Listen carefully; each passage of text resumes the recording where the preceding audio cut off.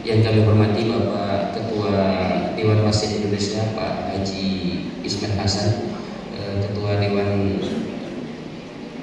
Mustasyar Haji Daud Rasi Pak Haji Azhari, Ketua Masjid Agung Arafah Ustaz Fadlan, dan seluruh yang hadir dalam safari subuh pagi hari ini. Mudah-mudahan seluruh kita dihormati, dirahmati, dimuliakan, diberkati oleh Allah Subhanahu wa taala sebagaimana sabda Rasul, Allahumma barik ummati fi bukuriha, berkahi umatku di pagi-pagi mereka ya Allah.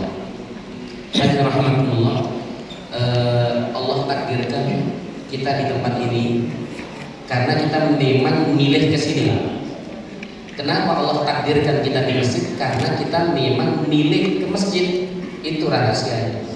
Kalau kita milih ke kebun karet, boleh jadi takdirnya di kebun karet. Hanya takdir ini tidak dinampakkan oleh Allah agar supaya kita fastabiqul khairat. Kalau kita milih ke jalan raya, maka kemungkinan besar takdir kita di jalan raya. Jadi jangan pernah menyalahkan takdir. Takdir itu pilihan. Hanya pilihan ini belum Allah nampakkan. Makanya Allah kasih kita akal agar supaya memilih. Allah tidak akan merubah nasib suatu kaum sebelum kaum itu merubah nasibnya sendiri. Misal, jika ada orang tua tidak memaksa anaknya sholat, jangan salahkan kalau anak itu nanti umur 40 tahun baru sholat. Jika ada orang tua tidak mengajarkan anaknya sholat, memaksa anaknya sholat di usia 7 tahun, 10 tahun pun tidak dikasih hukuman sanksi ketika tidak sholat, jangan salahkan kalau seandainya dia baru sholat ketika usia 20 tahun. Ini salah orang tua, salah kita. Karena apa? Allah itu melalui Rasulullah SAW, anak itu tergantung orang tua. Fa'abawahu yuhawwidanihi aw yunassiranihi aw yumajjisanihi. Maka kedua orang tuanya lah yang Allah berikan wewenang sempurna itu. Wewenang penuh, mau dijadikan Yahudi, Nasrani, Majusi, itu tergantung orang tuanya. Ada yang bertanya, Ustaz, bagaimana cara membayar sholat? Saya ini usia 50 tahun baru sholat. Kenapa 50 tahun baru sholat? Karena baru dapat hidayah. Itu karena sampai menunggu hidayah. Getah saja dikejar, oh hidayah ditunggu. Upacara dipaksa, Pak, masa sholat sukarela.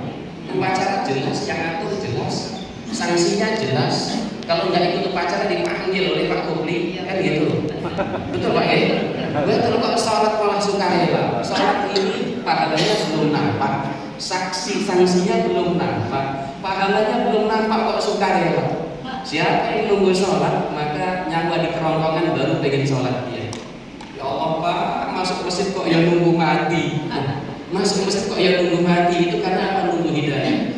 Bola aja dikejar kok hidayah ditunggu, aneh. Bola tak dikejar, hidayah ditunggu. Makanya wajar 40 tahun baru sholat, 50 tahun baru sholat. Dan satu waktu yang kita tinggalkan, misal mudah-mudahan nggak terjadi di jamaah ini. Misal waktu karnaval.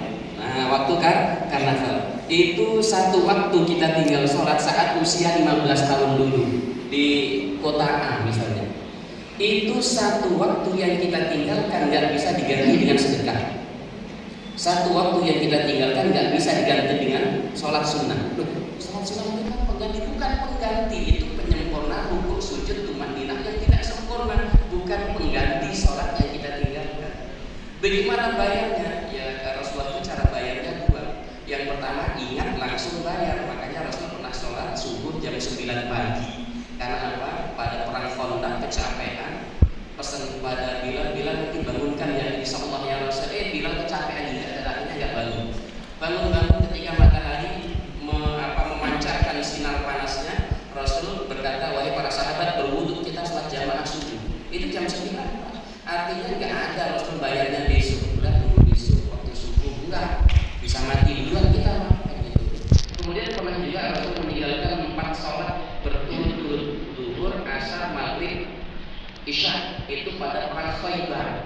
Nah, tengah malam Rasul memerintahkan para sahabat untuk berbuat sholat apa? Zuhur 4 rakaat, asar 4 rakaat, maghrib 3 rakaat, Isya 4 rakaat, langsung rapel seperti itu.